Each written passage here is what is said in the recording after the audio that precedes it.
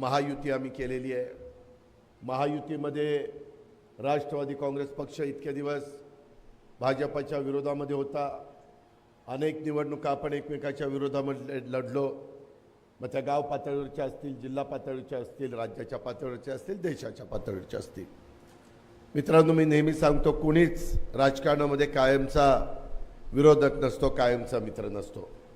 काही गोष्टी घडत असतात, बदलत असतात, समीकरणं बदलत असतात। कधी कुणी मनात आणलं होतं का की काँग्रेस, राष्ट्रवादी काँग्रेस आणि शिवसेना एकत्र येऊन सरकार करतील?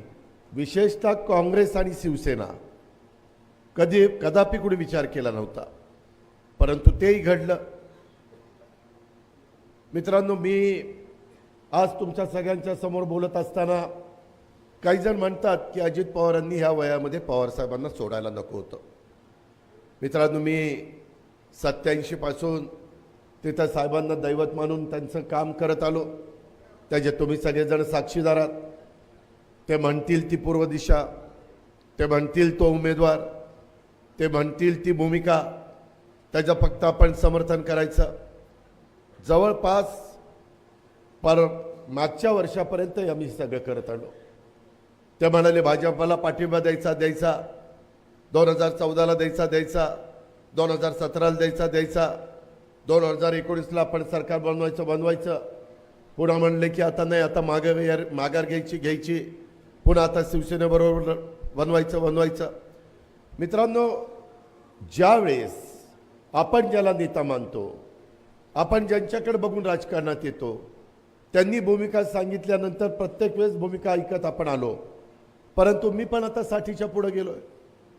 मलाही उद्याच्या काळामध्ये असं वाटतं की देश पातळीवर ज्यावेळेस 135-40 कोटी जनतेच्या पुढं आम्ही नजर टाकतो, वेगवेगळ्या नेत्यांच्या पुढे नजर टाकतो, त्यावेळेस गेले 10 वर्ष देशाचे पंतप्रधान म्हणून नरेंद्रभाई मोदींनी केलेलं काम, त्यांची कणखर भूमिका, त्यांचं एक विजन डोळ्यासमोर ठेवून भारताला पुढे नेण्याच्या बद्दलचा असणारा प्रयत्न, जागतिक पातळीवर भारताचा नावलौकिक वाढवण्याच्या करता त्यांनी घेतलेले परिश्रम, त्यांनी समाजातल्या शेवटच्या माणसाला केलेली मदत, सर्व घटकाला न्याय देण्याच्या करता त्यांनी घेतलेले निर्णय, 317व कलम रद्द करण्याच्या बद्दलचा त्यांनी घेतलेला निर्णय, रामलल्लाचं मंदिर 500 वर्षामध्ये कुणाला बांधता आलं नव्हतं, ते बांधण्याच्या बद्दलचं त्यांनी घेतलेली भूमिका, त्या संदर्भामध्ये कुठेही न्यायालयाचा अपमान होणार नाही,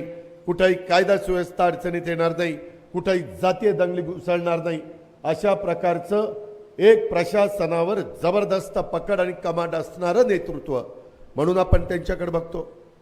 विकास पुरुष म्हणून आपण त्यांच्याकडे बघतो। आम्ही साहेबांना म्हणालो की साहेब, त्यांनीच सांगितलं की मी साहेबांच्या हाताला बोटाला धरून राजकारणात आलो म्हणले, मग काय हरकत आहे? आज ते चांगलं काम करतात तर आपण त्यांच्याबरोबर सरकारमध्ये जाऊया, आपण त्यांच्याबरोबर आपली राष्ट्रवादी काँग्रेस पक्षाची वैचारिक भूमिका वेगळी ठेवून आपण त्या ठिकाणी काम करूया।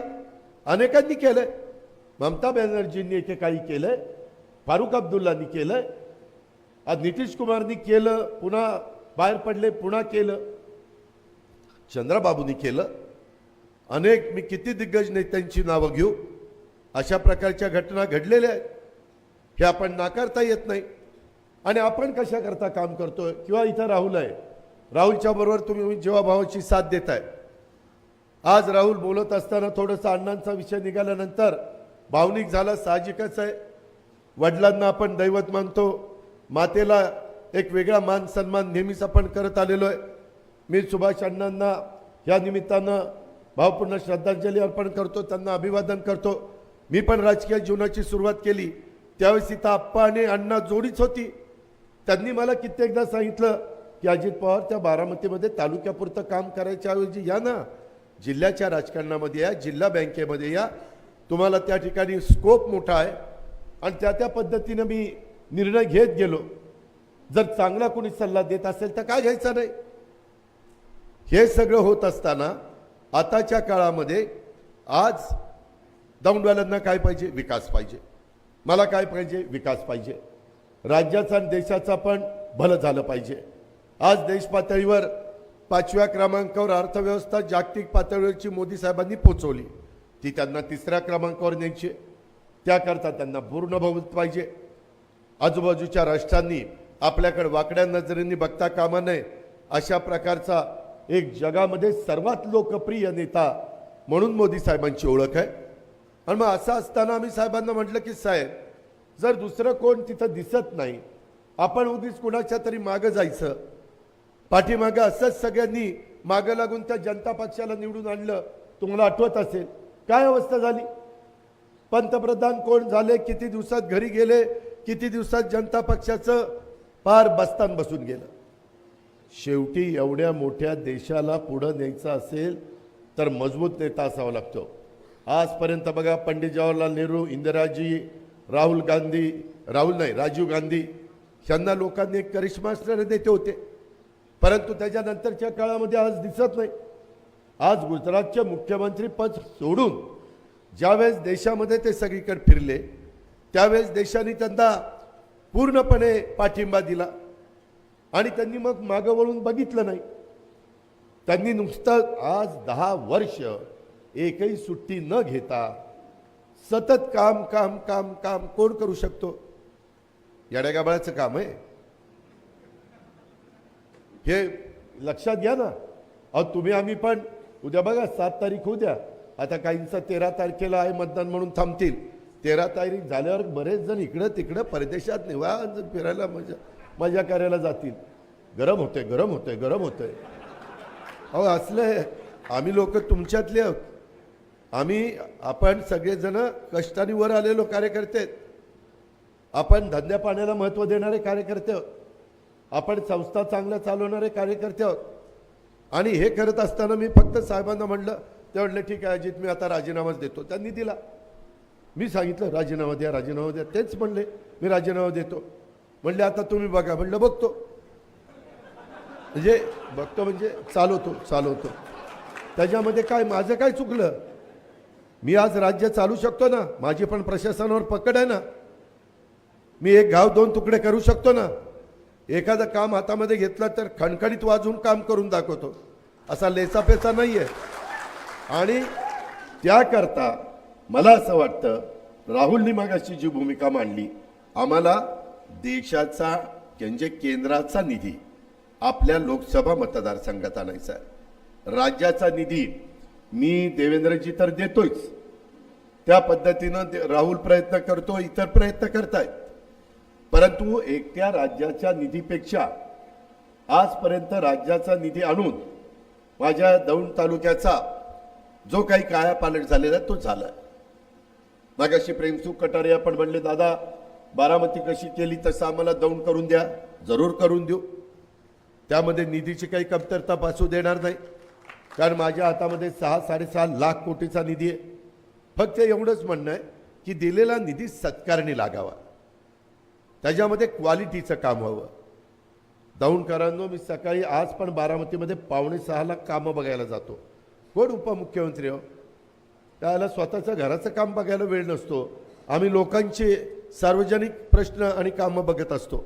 ही बिल्डिंग नीट झाले का, एसटी स्टँड नीट झालंय का, कामाचं दोरी वळंब्यात काम झालंय का. नाही झालं तर मग त्या कॉन्ट्रॅक्टरला मागचा पुढचा विचार करत नाही. तुला आम्ही निधी दिलेला आहे, कामाचं क्वालिटी पाहिजे, रस्ता क्वालिटी पाहिजे. ह्या पद्धतीनं मी त्या बाबतीमध्ये मागं पण मी पूर्व भागामध्ये खूप रस्ते केलेले. रावणगावची खिंड त्याच्यामध्ये खाली नेली नाही, तिथं ट्रॅक्टर चढत नव्हते. आता सुसाट ट्रॅक्टरवर चढतोय. तरी रावणगावले असे तसे करतायत. काय केल्यावर म्हणजे त्यांना बरं वाटेल ती मला काही कळलं. माझं म्हणणं की आता राहुल काम करायला लागला म्हणून तिकडची माणसं जरा चलबिचल, आयला क्रेडिट राहुलला जाईल का काय रे, मग आपल्याला कसं काय राहुल. अरे क्रेडिटचं काय घेऊन बसलाय बाबा. देश जर उत्तम पद्धतीनं प्रगतीपथावर गेला तर राज्यांना महत्त्व आहे. राज्याला महत्त्व आलं तर जिल्ह्यांना आहे, जिल्ह्याला आलं तर तालुक्याला आहे, तालुक्याला आलं तर तुमच्या माझ्या गावांना आहे. आज आपल्याकडं स्वर्गीय सुभाष अण्णा असू द्यात, रंजनाताई असू द्यात, मी असू द्यात, राहुल असू द्यात, आम्ही सगळ्यांनी, पवारसाहेब असू द्यात, आम्ही सगळ्यांनी खूप प्रयत्न केले. जानाईच्या निमित्तानं, शिरसाईच्या निमित्तानं, पुरंदर उपसा सिंचन योजनेच्या निमित्तानं. पुरंदर उपसा सिंचन योजनेचं तर फायनल त्याची वर्क ऑर्डर ही माझ्या सहीची आहे. एवढीच इच्छा की आमच्या ज्या भागामध्ये कुसळ उगवत नाही तिथं चांगल्या प्रकारचं भाजीपाला, फळं आणि पिकं त्या ठिकाणी यावीत, हीच भावना. दुसरी काय भावना आहे? लोक आपल्या पाठीशी उभे राहतात. लोकांची बांधिलकी आपण स्वीकारलेली आहे आणि लोकांच्या विश्वासाला तडा नाही जाऊन दिला पाहिजे. आज पुणे वाढतंय. बघता बघता मी राजकारणात आलो तेव्हा पुणे 5 TMC पाणी प्यायचं, म्हणजे एवढी लोकसंख्या होती. आता पुण्याला 22 TMC पाणी लागतंय. विचारा राहुलला, 22 TMC पाणी. पाणी कुणाचं कमी झालं? वरसगाव, पानशेत, खडकवासला, टेमघर. आपलं पाणी कमी झालं.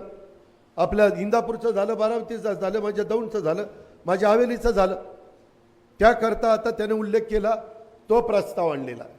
कुठला? मुळशीचा. मुळशी धरण 25 TMCचं आहे. वर 2 TMC वाढवायला जागा आहे. 80% जागा टाटाची आहे. मला वाटतं 20% जागा शेतकऱ्यांची घ्यावी लागेल. चांगला मोबदला देऊ, 4पट मोबदला देऊ, जेणेकरून ते दुसरीकडे जमीन घेतील, त्यांचंही भलं होईल.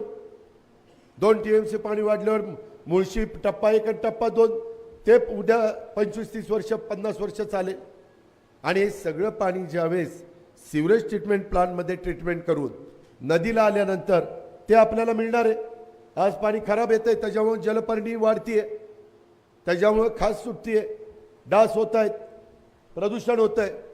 त्याकरता काही 1000 कोटी रुपये सिवरेज ट्रीटमेंट प्लांटच्या करता, STP शॉर्ट फॉर्ममध्ये सांगायचं तर, त्याकरता तिथं आणले. स्वर्गीय गिरीश बापटांनी त्यांच्या सत्ताधारी पक्षाच्या विचाराचा खासदार गेल्यामुळं त्यांनी नदी सुधार कार्यक्रमाला निधी आणला. 24/7 तिथं पिण्याच्या पाण्याची योजना करण्याच्या करता पैसा आणला. लोकल तिथं मेट्रो आणली. मेट्रो जवळपास 17-18 हजार कोटीची मेट्रो आहे. 9,000 कोटी रुपये केंद्र सरकार, राज्य सरकार आणि महानगरपालिकेचे 20-20-10. ही कामं का झाली? ही कामं झाली ते मोदी साहेबांच्या विचाराचे खासदार गेले म्हणून. बारामतीमध्ये गेले 10-15 वर्ष त्यांच्या विचाराचा खासदार जाईना, त्याच्यामुळे आपली कामं होईना. शेवटी किती दिवस थांबायचं? एक दिवस महत्वाचा असतो. 1 वर्ष दुष्काळ पडला आणि पीक गेलं तर 3 वर्ष माझा शेतकरी उपजायला येत नाही, पुन्हा त्याची घडी बसवायला. ही अवस्था आहे. आणि त्याकरता आम्हाला आता पाणी आणल्याशिवाय गत्यंतर नाही. त्याचंही तेच मत आहे, माझंही तेच मत आहे. आणि म्हणून देवेंद्र फडणवीसांच्याकडे ते काम आहे, ते त्यांच्याकडनं घेऊ. ऊर्जा खातं त्यांच्याकडे, जलसंपदा त्यांच्याकडे, आणि तुमच्या समोर बोलतोय त्याच्याकडे अर्थ खाते. म्हणजे पैशाची जोड त्याला लागली की कामच झालं. पण त्याच्याकरता महायुतीचं 7 तारखेला बटन घड्याळाचं दाबायचं. आम्ही काही साधू संत नाही. तुम्ही द्या, आमच्याकडनं घ्या आणि वाजून घ्या.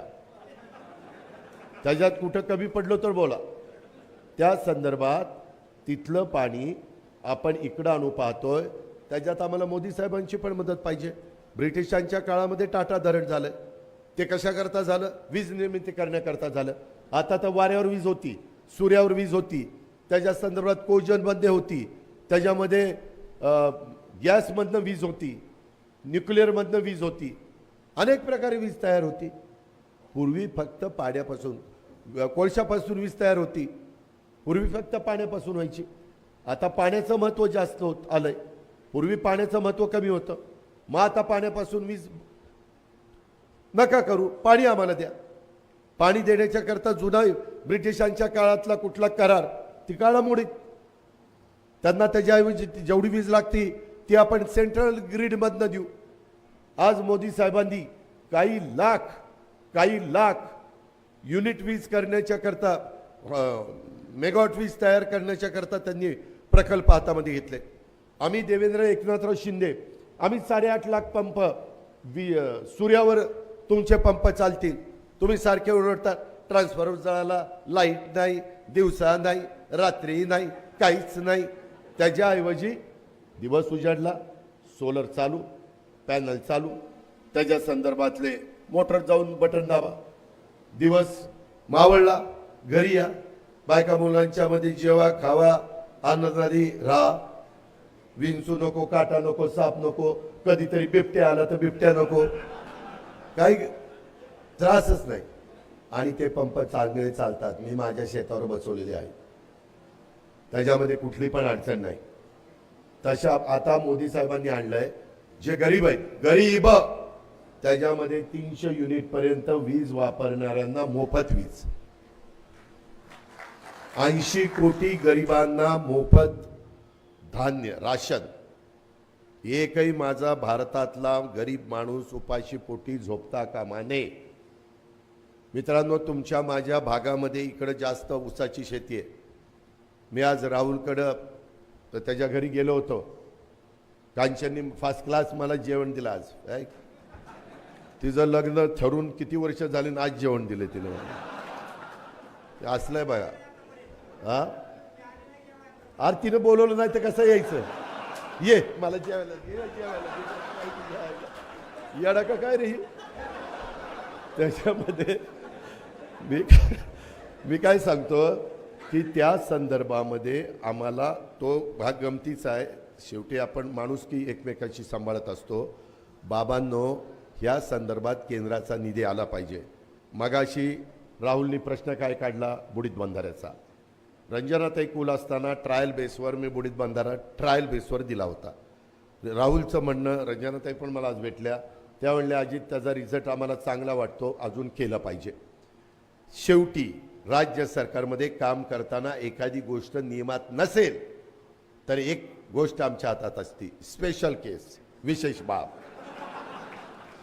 तिथं विशेष बाब करायची आमच्या देवेंद्रजींनी, कोंबडा काढायचा, मी पैसे द्यायचे की पुढचा बुडीत बंधारा. त्याच्यामुळं राहुल काही काळजी करू नको. क्रीडा संकुलाच्या संदर्भामध्ये देखील मी तर ऑलिम्पिक असोसिएशनचा महाराष्ट्र राज्याचा अध्यक्ष आहे. मी यावेळेस मुद्दाम क्रीडा खातं माझ्याकडे संजय बनसोडेकडे पण राष्ट्रवादीकडे घेतलंय. क्रीडा संकुलाला पण आपण त्या ठिकाणी चालना देऊ. शेवटी तेही आज तरुण तरुणींना व्यवस्थितपणे त्यांचं आरोग्य राहण्याच्या करता, व्यायामाच्या करता, त्यांच्या अंगामध्ये असणारं जे प्रावीण्य आहे कुठल्याही खेळाचं, ते त्यांना प्रॅक्टिस करण्याच्या करता, त्यांची तयारी करण्याच्या करता ते करू. दौंड शहराचे प्रश्न आहेत, तिथं चौफेर विकास झाला पाहिजे. दौंड शहर तर असं आहे की पलीकडं नदी, इकडं वाढायला जागा नाही, इकडं रेल्वे नाही. आता तिथं म्हणजे SRP. मी परवाच राहुलला बोलत असताना म्हणालो, राहुल आपल्याला जरा देवेंद्रजींशी बोलून काही प्रमाणामध्ये जमीन SRPची, ही गावाच्या जवळची शहराच्या महत्त्वाच्या विकासाच्या करता, मग दफनभूमी असेल, स्मशानभूमी असेल, उद्यान असेल, इकॉनॉमी विकर सेक्शनच्या गरीब लोकांना घरं बांधण्याचा, 3 कोटी लोकांना घरं बांधण्याचा कार्यक्रम आता मोदी साहेबांचा येतोय. त्याच्यामध्ये गरीब ह्या सगळ्या जाती धर्माचे लोक त्याच्यामध्ये घेतलेले, तो त्या ठिकाणी द्यायचा असेल असे आपण करू. त्याच्यामध्ये काही अडचण नाही. आणि त्या पद्धतीनं आम्ही देवेंद्रजींशी, एकनाथराव शिंदेंशी बोलून त्याच्यातनं मार्ग काढू. त्याच्यामुळे शहराचा चौफेर विकास होईल. आपलं शहर म्हणजे कॉस्मोपॉलिटन शहर आहे, जिथं मागासवर्गीय, मुस्लिम आहे, ख्रिश्चन आहे, 18 पगड 12 बलुतेदार सगळ्या जाती धर्माचे लोक आहेत. त्याच्याकरता ज्या काही सुविधा द्यायच्या त्या देता येतील. मित्रांनो, मी कामाचा माणूस आहे. दिल्लीत मोदी साहेब कामाचा माणूस, राज्यात आपण कामाचा माणूस, मग काय दौंडला कमी आहे? पण घड्याळाचं बटन दाबायचं, ती विसरायचं नाही. आणि त्यावेळेस कमळ नाही, यावेळेस घड्याळ आहे. मला वाटतं कांचनचं कमळ होतं, पण यावेळेस घड्याळ आहे, तेवढं लक्षात ठेवा. त्याचबरोबर केंद्र आणि राज्य सरकारचा मोठा निधी आला पाहिजे. मित्रांनो, निधी केव्हा येईल? आम्ही आता महाराष्ट्र राज्यामध्ये राहुल कुल भाजपचे आमदार आहेत. ते देवेंद्रजींच्याकडे गेल्यानंतर देवेंद्रजी त्यांना मदत करतात का, तर ते भाजपचे सत्ताधारी पक्षाचे आमदार आहेत म्हणून मदत करतात.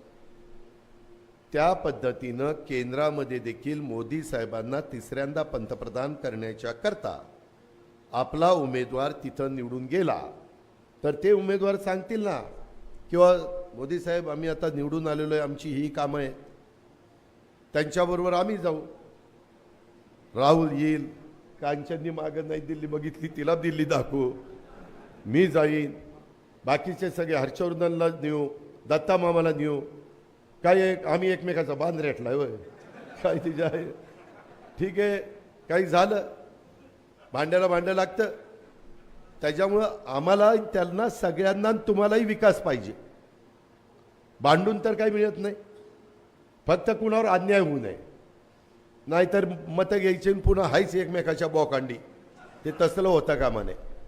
मी पण त्या गोष्टी पाळल्या पाहिजेत, राहुलनी पण पाळल्या पाहिजेत, माझ्याही कार्यकर्त्यांनी पाळल्या पाहिजे. ह्याबद्दलची आपण भूमिका घेऊ ना. आपण तसं शब्दाचे पक्के असतो, त्याच्यामध्ये उगीच कोणाला वाऱ्यावर सोडणार नाही. कारण आपल्याला नेहमी एकमेकाला भेटायचे, इतर पण आपली कामं असतात.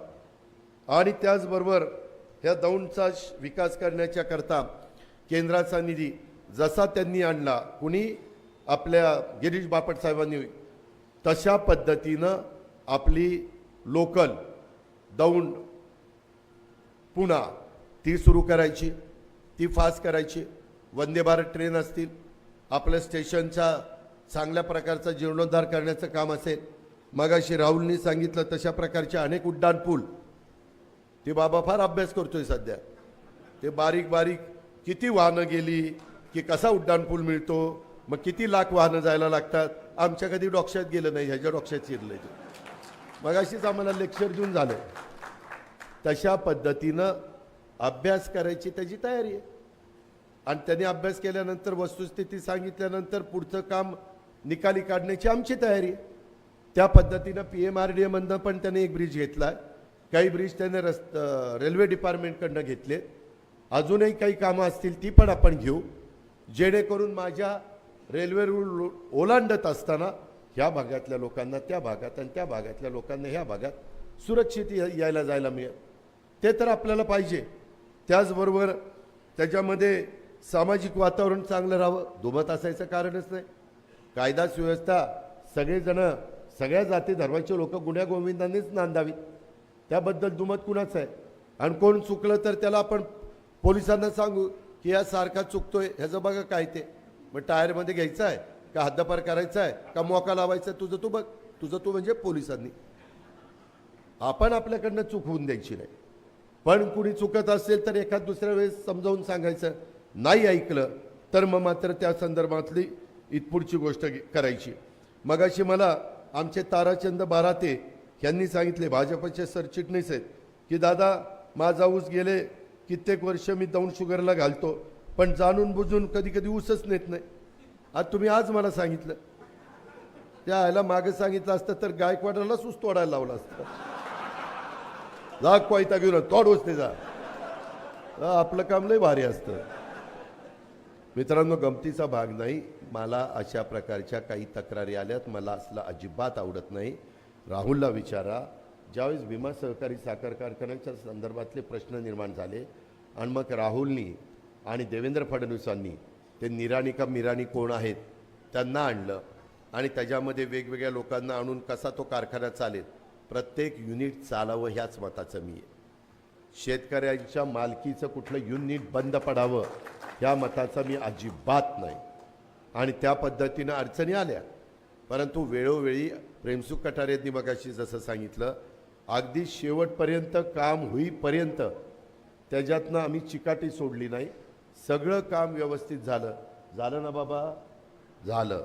आणि मग त्या संदर्भामध्ये मला म्हणजे आता मी बिनकाळजी झालेलो आहे. अशा पद्धतीनं मित्रांनो आपल्याकडे एज्युकेशन इन्स्टिट्यूट पाहिजे. काय झालं मला आठवतं आहे, मागं मी रमेश आप्पा आणि सुभाष अण्णा बसलो असताना अण्णांना त्या कारखान्याचं करायचं होतं एक्सपान्शन. मग अण्णा मला एकदा म्हणले, दादा हे एकदा एक्सपान्शन झालं ना, आपला कारखाना 5,500 टनी झाला ना, की माळेगाव शैक्षणिक संकुल आहे ना तसं एक आपण त्या पाटसला करायचं. म्हटलं ठीक आहे करायचं, त्याच्यामध्ये परवानग्या आणू.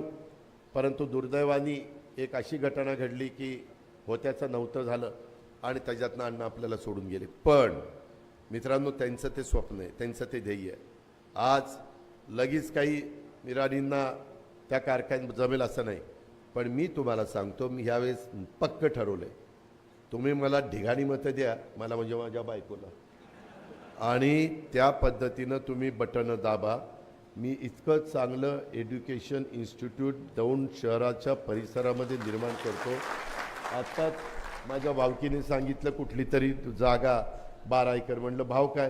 नाही, ती तुमचंच बघा, तुमचं. अरे म्हणलं भाव सांग ना. नाही दादा, मी त्याची तुमची गाठ घालून देतो, तुमचं तुम्ही बघा. बघू आता ते गाठ घालून ते. त्याच्यामध्ये दुसरी एक जागा माझ्या लक्षात आलेली आहे. मी इंग्रजी माध्यमाचं CBSEचं चांगलं स्कूल, वेगवेगळ्या प्रकारचे कोर्सेस, आज जे कौशल्य विकास कार्यक्रम जो आहे राज्य सरकारने आमच्या मंगलप्रसाद लोढांनी हातामध्ये घेतलेला, त्यामध्ये ते कोर्सेस केल्यानंतर माझ्या इथल्या मुलांना मुलींना रोजगार मिळेल, त्यांना कुठं ना कुठं स्वतःच्या पायावर उभं राहता येईल. मोदी साहेबांनी 10 लाखाचा मुद्रा लोन 20 लाख रुपये केलेलं आहे. त्याला तारण नाही. उद्याच्याला त्याच्यातनं मदत घेऊन तो काही स्वतःचं युनिट काढू शकेल. अशा प्रकारे आपल्याला तिथं काम करायचं आहे.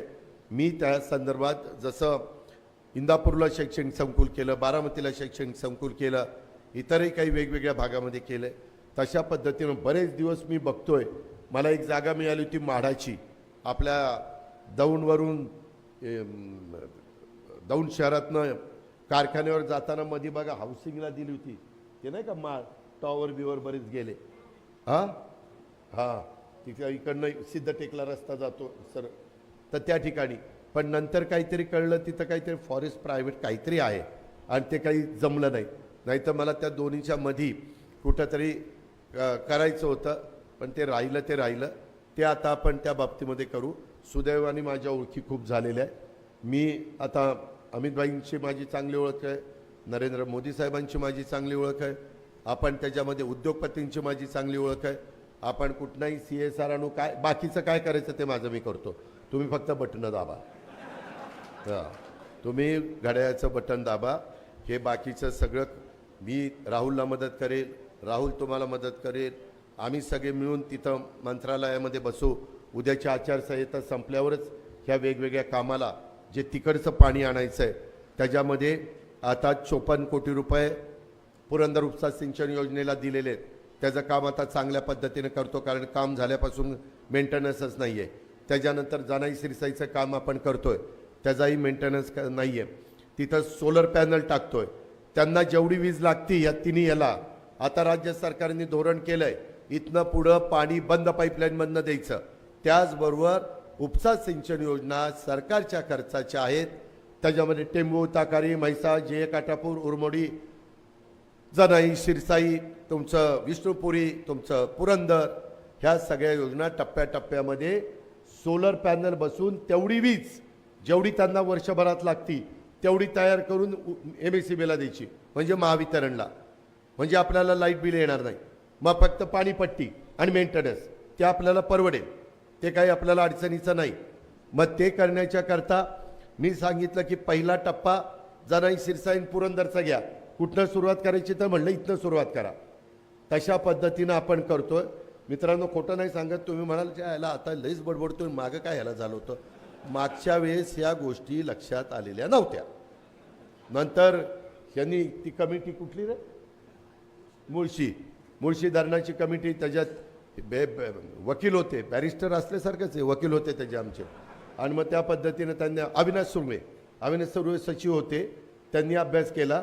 ह्यांनी सगळ्यांनी त्याच्यामध्ये योग्य त्या सूचना केल्या आणि त्या पद्धतीनं आमच्याही लक्षात आलं किंवा ते पाणी काय ब्रिटिशांच्या काळातलं दिलेलं पाणी काय कायमचं त्यांचं आहे का? शेवटी शेतकऱ्याला पाणी पाहिजे. एकट्या टाटाला फायदा व्हायच्या ऐवजी माझ्या इंदापूर तालुका, बारामती तालुका, माझा पुरंदर तालुका, माझा हवेली तालुका, माझा दौंड तालुका सगळ्याला फायदा झाला तर बिघडलं कुठं? आणि ते पाणी उद्याच्याला एक तर त्यांना प्यायला द्या, म्हणजे कुणाला शहरांना त्यांना प्यायला द्यायचं नसेल तर ते आम्हाला द्या.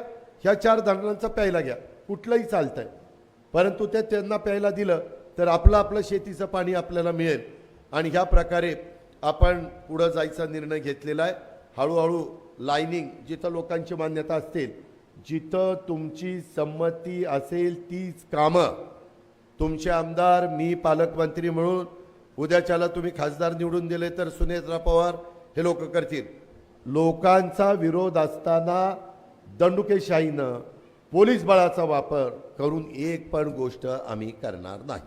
एक तर तुम्हाला समजावून सांगू, तुम्हाला पटलं नाही तर अजून दोनदा तीनदा सांगू की याच्यात तुमचा फायदा कसा आहे, समाजाचा फायदा कसा आहे, आणि ह्या प्रकारे बाबांनो आपण पुढं जाण्याचं काम करू, ही माझी तुम्हाला अतिशय स्पष्टपणे विनंती आहे. त्याकरता नरेंद्र मोदी साहेब हे तिसऱ्यांदा पंतप्रधान होणार आहे. 29 तारखेला रेसकोर्सला त्यांची मोठी सभा आहे, संध्याकाळी उशिरा पार सूर्य मावळल्यावर, त्यावेळेस किंवा मावळत्या सूर्याला साक्षी ठेवू नये, त्यावेळेस तिथं या 29 तारखेला. राहुल पण सांगेल, इथं बघितलं गाड्या तर लय गाड्या झाल्यात, म्हणजे कसं यायचं काय यायचं ते सगळं होईल व्यवस्थित. परंतु टी व्ही पण दे त्यांचं भाषण ऐकण्याच्या पेक्षा काय भूमिका आहे. आज एका बाजूला पंतप्रधान नरेंद्र मोदी, दुसऱ्या बाजूला राहुल गांधी, कोण देश पुढे घेऊन जाऊ शकतो. ही काळ्या दगडावर पांढरी रेघ आहे, ही वस्तुस्थिती आहे.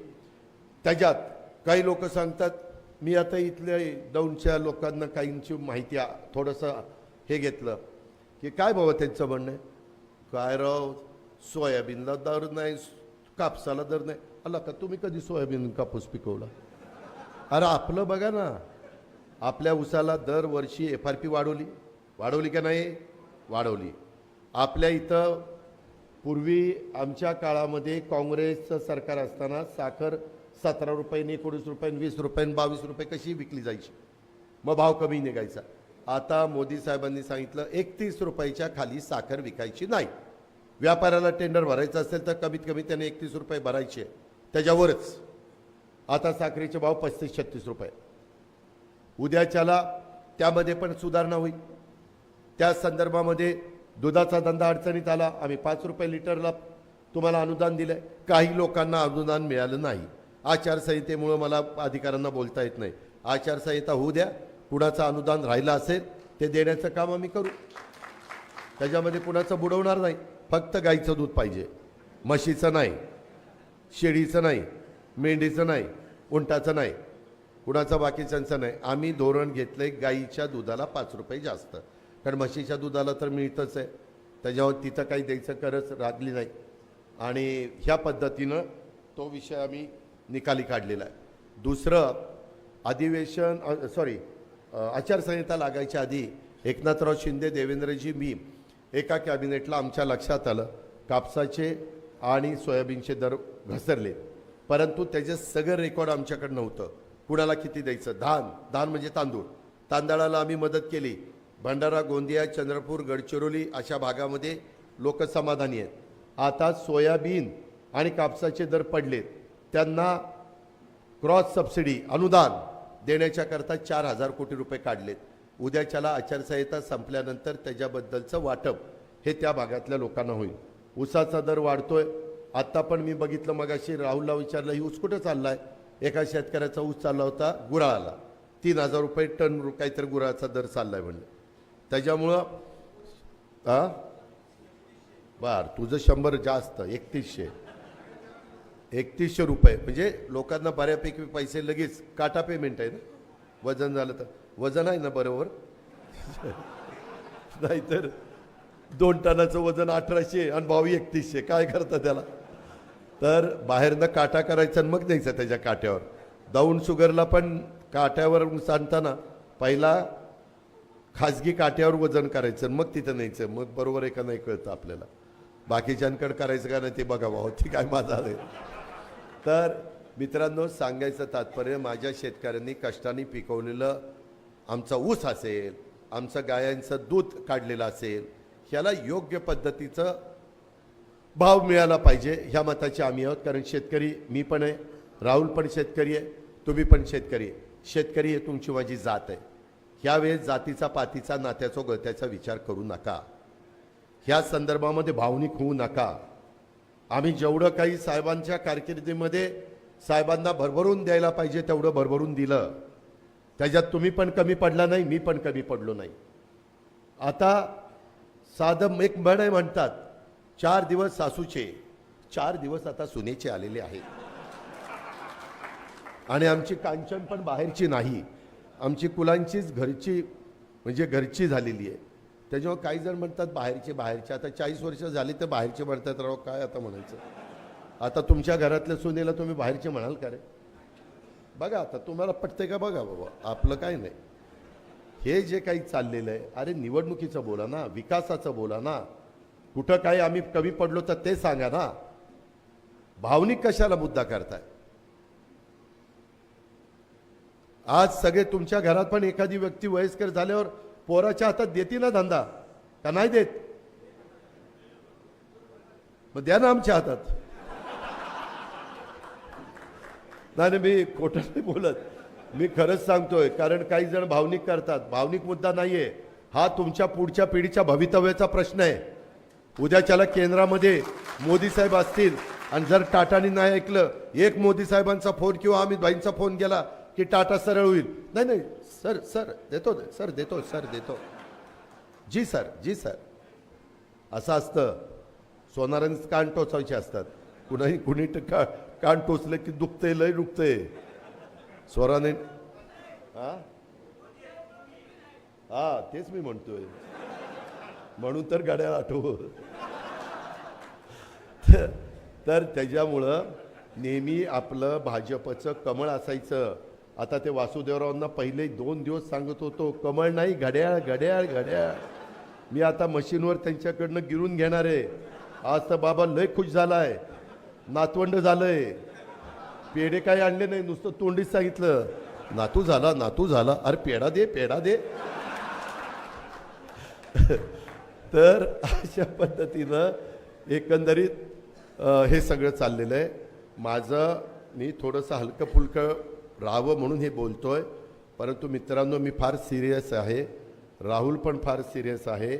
आपल्या दौंड तालुक्याने बाकीच्यांनी हवेलींनी हे आपलं कायमचं दुखणं दूर करायचं झालं तर केंद्रात ज्या विचाराचं सरकार आहे त्याच विचाराचं सरकार राज्यात आणावं लागेल, त्याच विचाराचा आमदार राज्यात आणावं लागेल, त्याच विचाराचा खासदार आपल्याला त्या ठिकाणी द्यावा लागेल.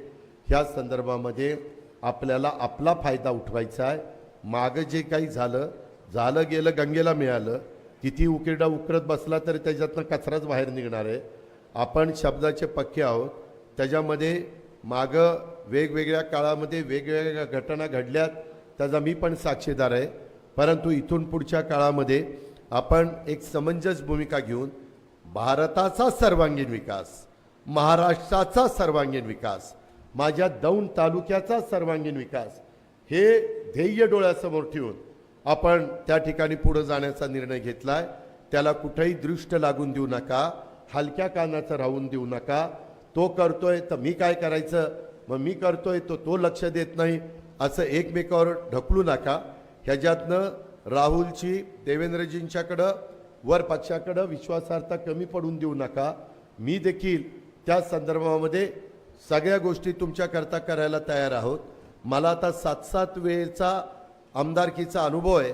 कामं कशा पद्धतीनं मंजूर करून घ्यायची, निधी केंद्रातनं कसा आणायचा, आपले महत्त्वाचे प्रश्न मार्गी लावण्याच्या करता कुठं पाठपुरावा करायचा आणि कशा पद्धतीनं आपल्या लोकांना त्याच्यातनं मदत करायची, ह्या सगळ्या गोष्टीचं ज्ञान आम्ही सगळ्यांनी आत्मसात त्या ठिकाणी केलेलं आहे.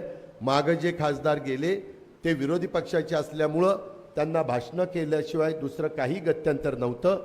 भाषणं करून तुमची पोटं भरणार नाहीत, भाषणं करून तुमच्या इथल्या बेरोजगारांना रोजगार मिळणार नाही, भाषणं करून इथं आर्थिक संपन्नता येणार नाही, भाषणं नुसती करून आपले फ्लायओव्हरचे प्रश्न, आपले रोडचे प्रश्न, आपले शेतीच्या पाण्याचे प्रश्न, आपले पिण्याच्या पाण्याचे प्रश्न हे सुटू शकणार नाही.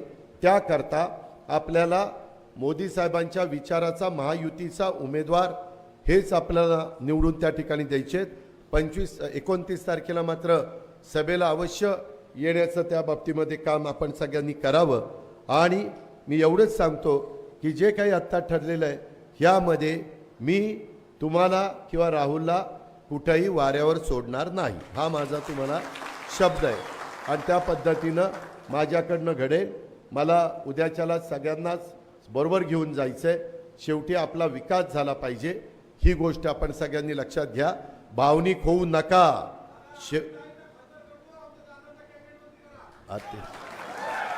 अरे त्याला कॅबिनेट मंत्री करायला थांब जरा, माझा ऐक आता, त्याला कॅबिनेट मंत्री करायला तो भाजपचा आमदार आहे. भाजपच्या कोट्यातला कोण मंत्री करायचं हे देवेंद्र ठरवणार. त्याला घड्याळाकडे यायला लावा, उद्या कॅबिनेट. आपला शब्द आहे आपला. आता 10 लोकांना केलं की नाही मंत्री, आपण केलं आपण. बघ पटतंय का बघ. मित्रांनो, मी एवढंच तुम्हाला सांगतो की नाही, मी खरं बोललो. मी उगीच काय उद्या देवेंद्र मंडळच्या आलं तुम्हाला कोणी माझी मंत्री वाटायला सांगितलं. तुम्ही काय प्रसाद वाटत चालला का काय. एकनाथराव शिंदे त्यांचे मंत्री करणार, देवेंद्रजी त्यांचे मंत्री करणार, मी राष्ट्रवादीचे करणार. मी फार तर देवेंद्रला सांगेल, देवेंद्र बाबा ही पोरगा लय चांगला आहे, लय चांगला आहे. तुमच्या ग्रामीण भागामध्ये भाजपही वाढवेल. आता ग्रामीण भागात जरी भाजप वासुदेवराव जिल्हाध्यक्ष असले तरी एकच आमदार भाजपचा आहे. उद्याच्याला त्याला मंत्री केलं तर आणखीन आमदार वाढतील, राष्ट्रवादीचे कमी न होता. मित्रांनो, आम्हाला जायचं आहे, आता 6 वाजून गेले. पण मी एवढंच तुम्हाला सांगतो, मी हे जे काही बोललो आहे ह्याच्यातला गमतीचा भाग काढून द्या, परंतु बाकीचं मी सिरियसली बोललेलो आहे. आपल्याला पाण्याशिवाय गत्यंतर नाही. तुमच्या माझ्या शेतकऱ्याच्या अंगामध्ये पाणी आहे, परंतु त्याच्या शिवारात पाणी दिल्याशिवाय, त्याच्या विहिरीत पाणी दिल्याशिवाय, त्याच्या कॅनॉलला पाणी दिल्याशिवाय, त्याच्या पाईपलाईनला पाणी दिल्याशिवाय तो बिचारा काही करू शकत नाही. आणि ते करण्याच्या करता आपल्याला एक सुवर्ण संधी साधून आलेली आहे. आम्ही सगळेजण एका जीवानी ह्या बाबतीमध्ये कामाला लागलेलो आहे. त्याचा पुरेपूर फायदा हा माझ्या दौंड विधानसभा मतदारसंघातल्या तमाम जनतेने उठवावा, हीच आग्रहाची, नम्रतेची, कळकळीची विनंती करतो आणि आपल्या सगळ्यांची रजा घेतो. जय हिंद, जय भारत. धन्यवाद दादा. या ठिकाणी